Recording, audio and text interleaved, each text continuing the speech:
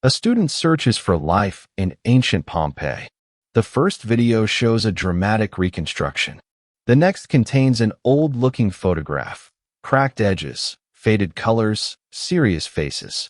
It feels like evidence. There is only one problem. The photograph never existed. Nothing in it looks obviously broken. No extra fingers. No melted face. No glowing AI watermark. And beneath the video, hundreds of comments treat the image as real. Then the same picture appears in a short, a blog, and an AI-generated answer. Each copy points to another copy. Repetition begins to feel like confirmation. The past has not changed, but the path we use to reach it has. That is the real danger of AI slop. Not that a machine can rewrite yesterday, but that it can manufacture endless evidence-shaped objects and place them between us and the surviving record. So how do we decide what deserves trust when looking real is almost free?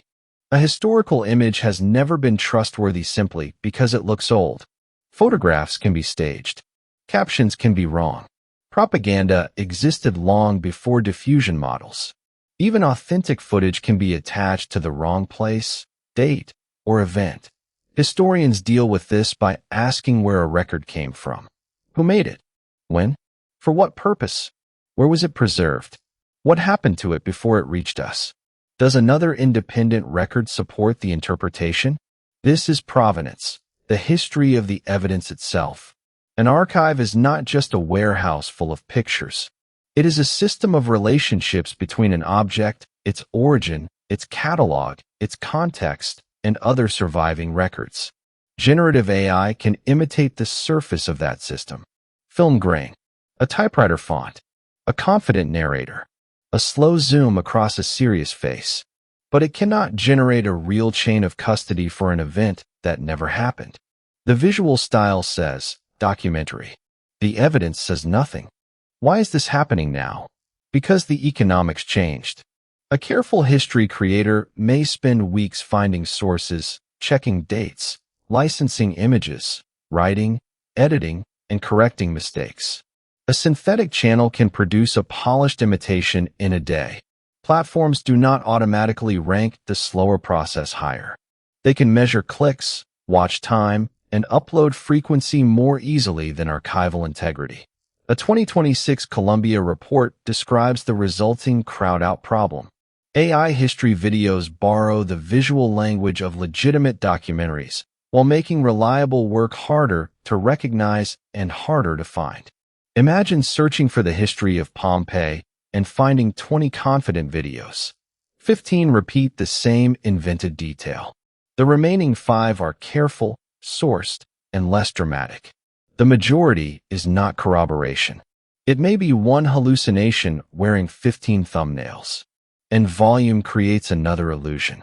If a claim appears everywhere, our brains start treating familiarity as evidence. The machine does not need to convince an expert. It only needs to survive long enough to be repeated. The first layer is fabrication. AI creates a photograph, quotation, diary entry, map, or voice that never existed. Sometimes the falsehood is deliberate. Sometimes a creator asks for cinematic footage and never checks what the model invents. The second layer is detachment. A real image loses its caption. A synthetic reconstruction loses its disclosure. A clip is cropped, reposted, translated, and presented as an archive. By the fifth upload, the origin has vanished. The third layer is feedback. Search engines, summaries, and future AI systems may encounter the copies. One system repeats what another system generated. That can make unsupported claims feel increasingly well documented. Researchers have demonstrated model collapse when generations of models are recursively trained on generated data under controlled conditions. But we should be precise. This does not mean one AI image poisons the internet or that every model must collapse. The practical warning is simpler. When synthetic material enters a dataset without reliable labels, separating observation from imitation becomes harder.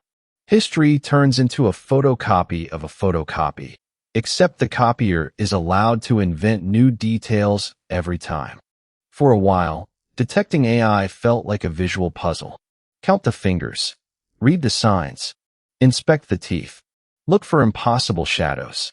That advice expires quickly. A 2026 study built a dataset of more than 150,000 visual misinformation posts.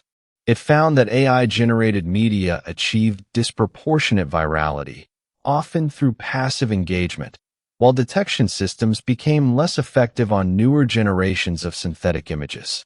The generator keeps changing. A checklist of yesterday's mistakes does not.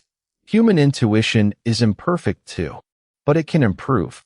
In another 2026 experiment, 32 U.S. intelligence analysts made more than 2,500 judgments about real and generated images. After a 30-minute literacy session, their accuracy improved by 9 percentage points from a 72% baseline. That is encouraging, but notice what training did not provide: magical certainty. The goal is not to become a human AI detector. The goal is to know when an image is carrying more confidence than evidence. Platforms and technology companies are building provenance tools. YouTube requires creators to disclose realistic synthetic depictions of real people, events, and places. It can add labels itself and penalize repeated non-disclosure. Its misinformation rules also restrict manipulated or misattributed media when serious harm is likely. Google uses SynthID to place invisible signals in generated media. In May 2026, the company said it had watermarked more than 100 billion images and videos, plus 60,000 years of audio. The C2PA standard takes another approach. Content credentials can attach cryptographically signed information about an asset's origin and edits. These systems matter. They make the history of a file harder to erase and easier to inspect, but they do not solve truth. C2PA says this directly. Provenance can show where an asset came from and whether its recorded history was altered. It cannot tell you whether the scene itself is accurate. A perfectly signed photograph can still be propaganda. An authentic video can still have a false caption. And a file with no credential is not automatically fake. Many cameras, archives, and editing tools do not support the system. Provenance is evidence about evidence. It is not a replacement for judgment. When you encounter a historical image or video, stop asking only, "Does this look AI generated?" Run 4 checks. First, origin. Find the earliest version you can. Who uploaded it? Do they name the photographer, archive, collection, or primary document? 1,000 reposts do not create an origin. Second, archive. Look for a catalog record, accession number, original publication, museum, library, or recognized historical collection.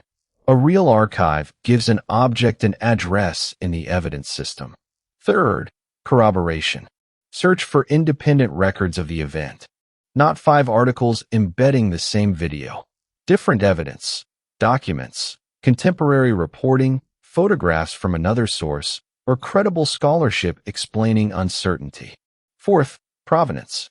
Check for disclosure labels, content credentials, watermarks, edit history, and reverse image matches. Then ask the crucial follow-up. What does this signal prove, and what does it not prove? Origin, archive, corroboration, provenance. The method is slower than scrolling. That is the point. Return to that student searching for Pompeii. The synthetic photograph is not dangerous because it is beautiful. It is dangerous because the surrounding system makes it easy to encounter, easy to repeat, and difficult to trace. AI has made images abundant. It has not made evidence abundant. The scarce thing is still a trustworthy connection between a claim and the past. That connection can live in a catalog number, a photographer's notes, a newspaper printed at the time, a chain of custody, or several independent records that agree for reasons stronger than copying. We should use AI to restore damaged archives, translate documents, search collections, and help people explore history. But reconstruction must never quietly dress itself as discovery. The future of history will not be protected by perfect eyes that can spot every fake. It will be protected by people who remember that a convincing picture is not the same thing as evidence. History is not what looks old. History is what can show its work.